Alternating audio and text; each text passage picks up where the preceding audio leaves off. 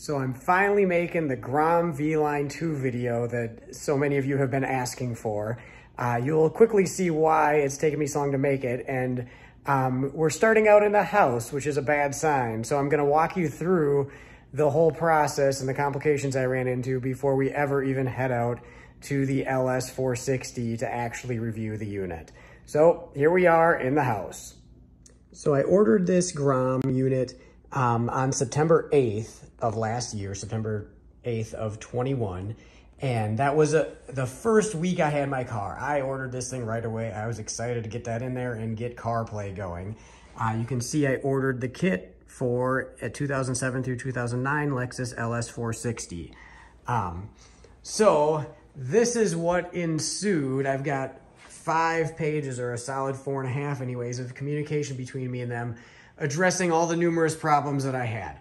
The first one I had was that I got my car all apart. They had a great video of how to do it, and it's not that hard to take the car apart, so figured I'd have this up and going really quick.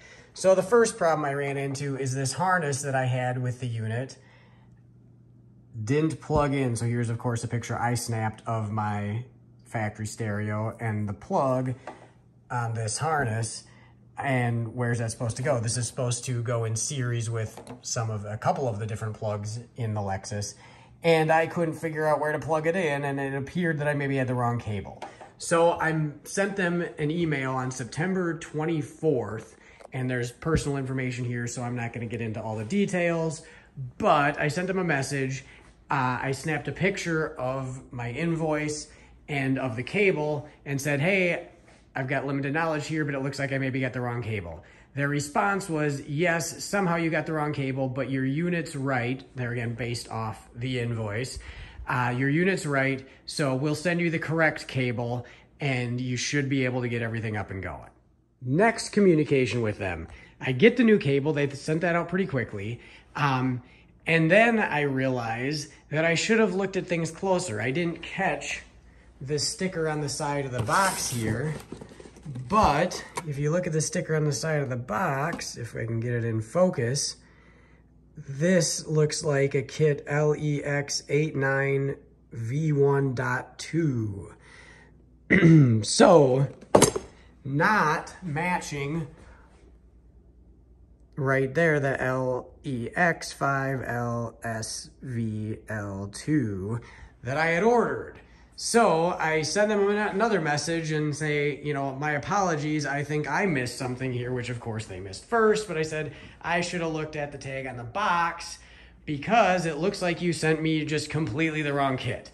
So after sending them all that, they said, yes, somehow we sent you the wrong kit, but it should be okay. You just need to upload the correct firmware to your unit. And the firmware update is not an uncommon thing.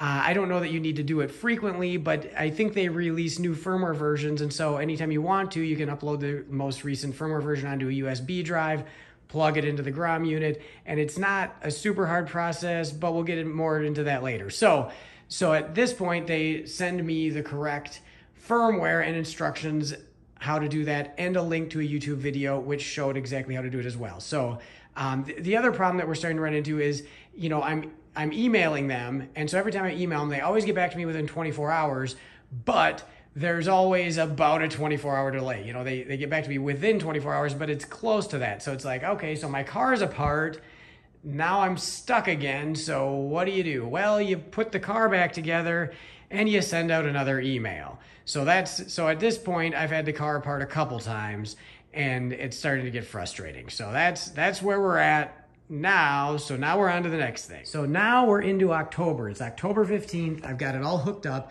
and it's working sort of, but it's really, really glitchy.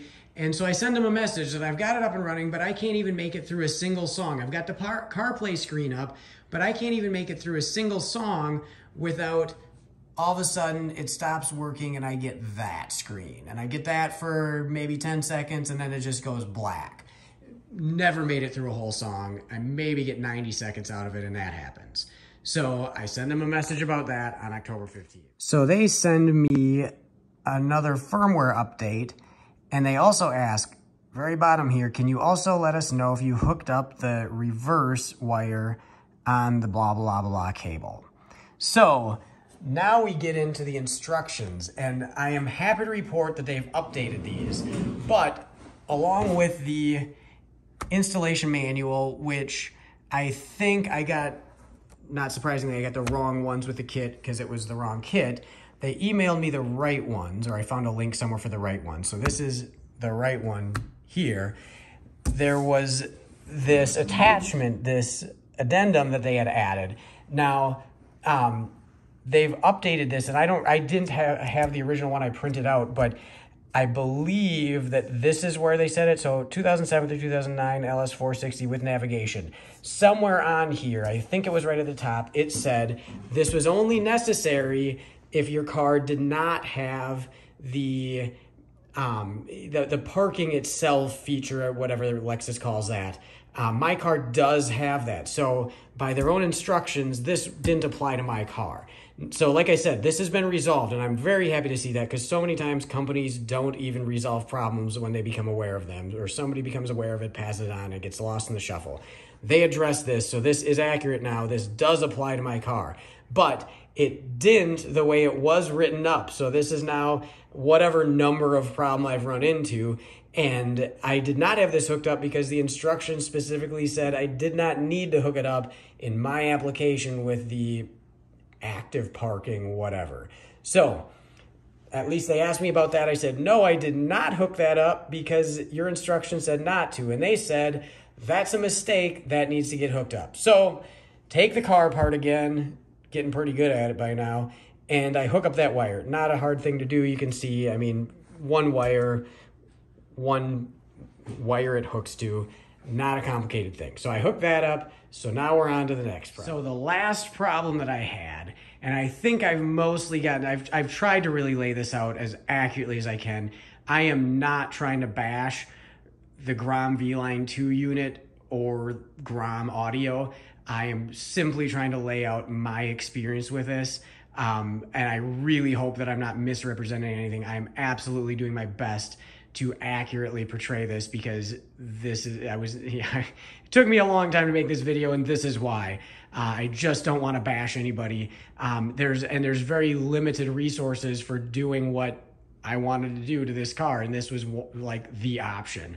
So anyways, the last problem I had was my phone wasn't linking to the GROM unit, and they asked me about what rev firmware I had, and I updated the firmware again, and I restarted the GROM unit, and I restarted my phone. I had done that a little bit before communicating with them, and I did that afterwards, and I don't really know what the problem was, but after doing all that stuff again, it has worked good since. So that gets us to where we're at now. So now I'm going to walk out.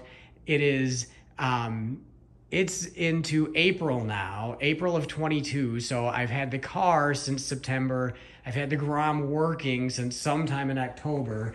I believe here, October 21st was the last time I communicated with them. So it took me from my order date of September 8th, and of course I didn't receive it immediately, but it took me over a month to get through all these problems. So now we're into April. I've had it in the car for several months. I have put probably 13,000 miles on the car, 13,000 miles on the car since installing this unit. Over 10,000. I don't know exactly, but easily over 10,000. I've driven down from Minnesota to Key West twice. So that's 8,000 miles right there. So that's long continuous use on this unit. And I mostly have good to report about that. But now we're going to step out to the car, and I'll show you the unit in the car, which is pretty much not showing you the unit at all. It's pretty much just showing you the car, because it all looks factory at this point. So that's what we're going to do. We're going to step out to the car. Okay, just hopped in the car. We're going to start it up, and we'll see how quickly. So sometimes it boots up really quick and you get the CarPlay screen right away, and other times it takes a little bit longer. That's something that maybe is glitchy. I don't know. I'm kind of used to it, and it's usually pretty quick. But so the unit itself, I mounted right under that plastic cover, well, it's not really mounted, it's just set in there. It was a tight enough spot that I could tuck it in there and it just stays put. And that way I can, without tools, I can drop that cover down and access it if I need to update firmware or anything like that. But it's not taking up space in the glove box or anything like that. A lot of people put these in the glove box. I didn't really want to take up any glove box space, so I didn't do that. So here we are, and it still looks like it's, did we connect there?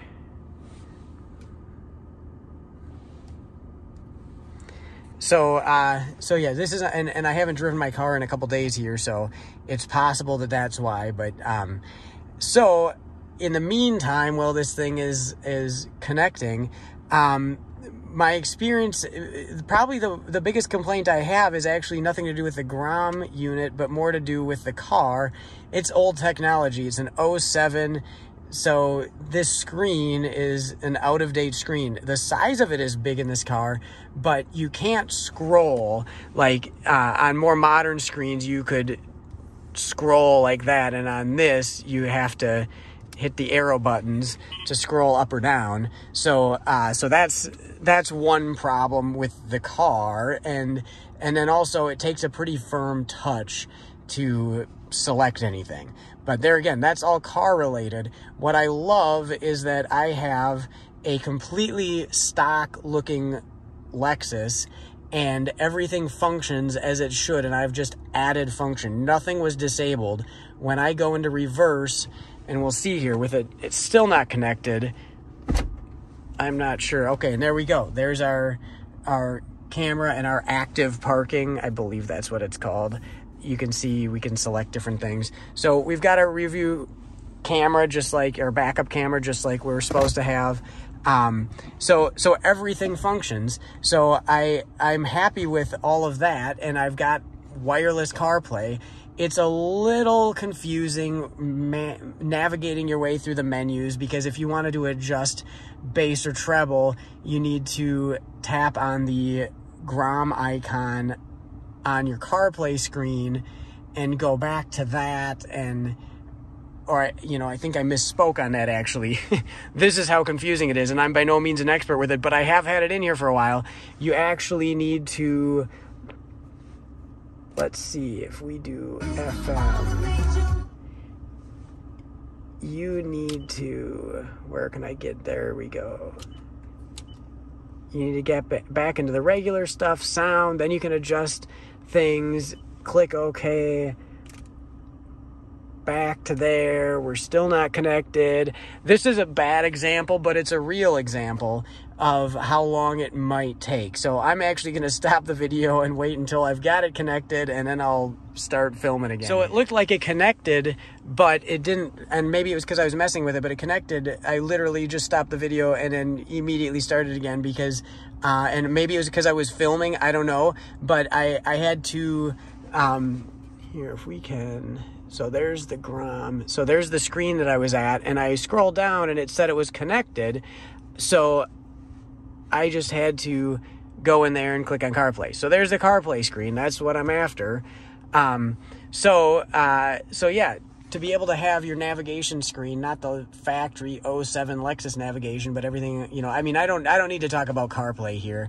CarPlay is CarPlay, and just the fact that you have wireless CarPlay. I'm filming on my iPhone. You can see it's yellowed out right there. I'm not going to get any music playing while I'm recording on my iPhone, but yeah, so it's a little bit, like I said, so if you want it, you can't swipe across the screen, and there again, that I believe is the car's fault, not the GROM, so you just have to click on the bottom there to scroll to whatever you want to go to. But all in all, I've been very happy with the fact that I've got CarPlay in here, and about the only complaint I have, it really has been pretty glitch free. My two biggest complaints are sometimes it seems like it takes a while to connect, and sometimes, like on these extended trips when I'm literally driving like 2,000 miles in a straight shot, like literally stopping for gas, but just a 2,000 mile straight shot pretty much.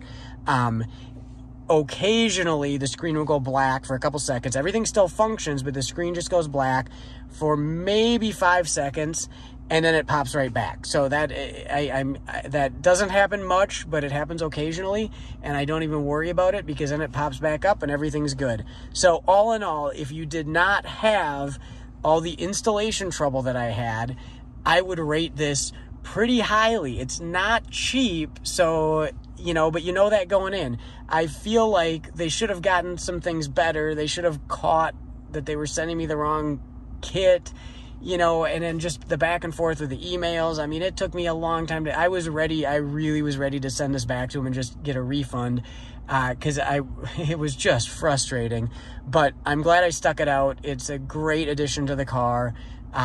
So that's my take on this thing. Sorry, it's probably a little long-winded, but there was no way to abbreviate the struggles that I had getting this thing going. So I wish all of you much better luck than I had with this. I would not steer you away from it, but this is probably worst case scenario what you might run into. So if you expect it to be no worse than this, then I think you'll be happy with it. So there's my review. There again, I really hope I accurately represented exactly what happened. That was exactly what I was trying to do, not trying to bash anybody here. So please leave any questions or comments down below. I'm happy to answer any questions. And yeah, that's my take on it. So enjoy.